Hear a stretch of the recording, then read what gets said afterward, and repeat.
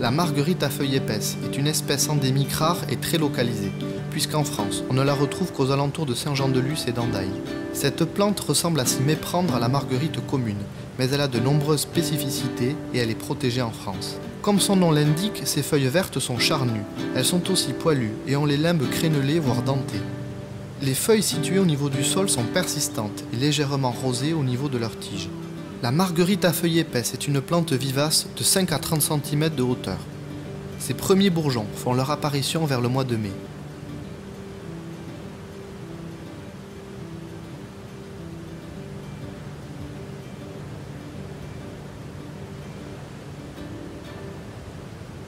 Le bourgeon fait plus ou moins 1 cm de diamètre et est complètement fermé.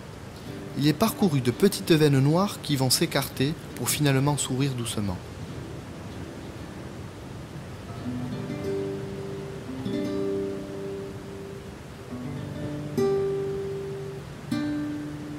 La saison avance, l'été approche à grands pas.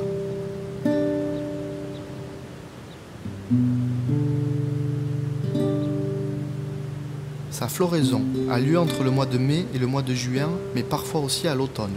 Son pollen est essentiellement véhiculé par les insectes. Les fleurs sont groupées en capitules solitaires à l'extrémité des tiges.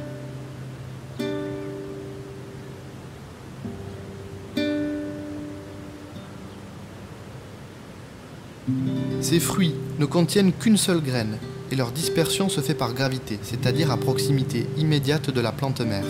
La marguerite à feuilles épaisses vit plus de 3 saisons. Sa souche est plus ou moins ligneuse, c'est-à-dire que sa tige a la consistance du bois. Cette espèce endémique est en régression du fait des modifications et aménagements divers de la côte basque. Mais elle est préservée notamment le long du chemin du littoral, permettant d'assurer sa protection contre l'urbanisme.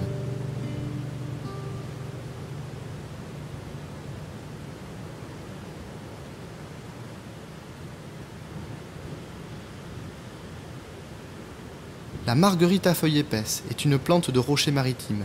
Elle se plaît à pousser le long des falaises, souvent sur des pentes difficiles d'accès. Elle bénéficie aussi d'une protection naturelle, rendant sa cueillette encore plus ardue.